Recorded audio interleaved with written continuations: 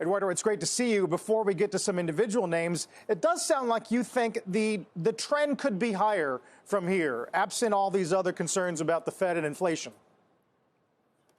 Thanks, Carl. Thanks for having me on. Look, one of my teachers always said calling a bottom is a fool's game, and so I won't attempt it.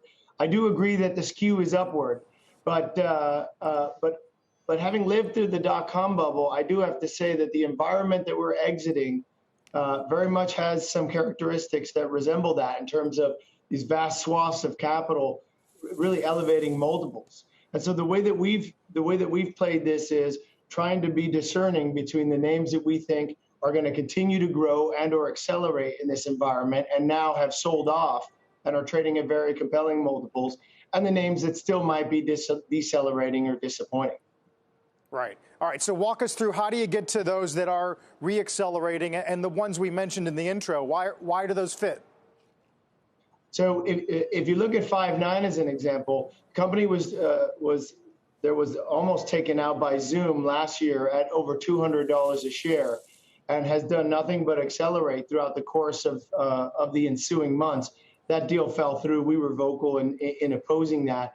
And these guys are incredibly well positioned to continue to take market share in a market that is only 25% penetrated today, which is the cloud-based call center software space.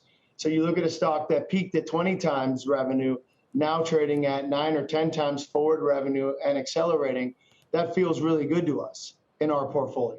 You take DoorDash on the other side, and this is a company who's about to start seeing, and there are some parallels throughout e-commerce, they're about to start lapping some of their most difficult comparisons, and that's going to ease.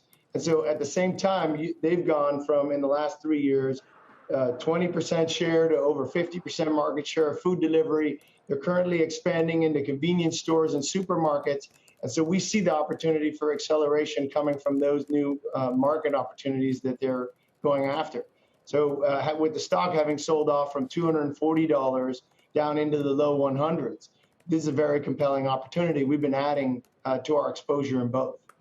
Yeah, Eduardo, good morning. It's John Fort. So we've had some investors come on in this environment and say, hey, I don't want to buy anything that's not turning a profit. But that leaves out a lot of different things. So I'm wondering, and a lot of investors might have a longer term view than that. So I wonder, what are the metrics that you use in this environment to gauge quality when we're talking about not only top line growth, but also operational discipline?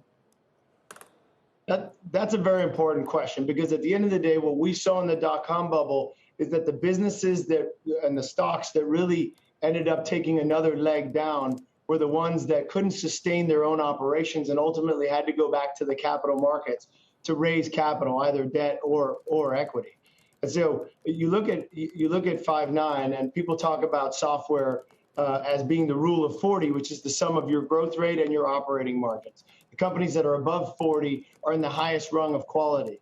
This is a company that's growing 40 to 50% and at the same time has 20% margins, so they're operating at a rule of 60, clearly self-sustaining and accelerating. DoorDash is a company that has a huge treasure trove of cash, and they've been aggressive during the downturn, making a big acquisition in Europe over the course of the last 6 months. And so they have the financial wherewithal to be leaning in and investing aggressively in the growth opportunities ahead, while some of their peers in different geographies who don't have that same profitability metric in their core business, same balance sheet position, are not going to be able to be aggressive.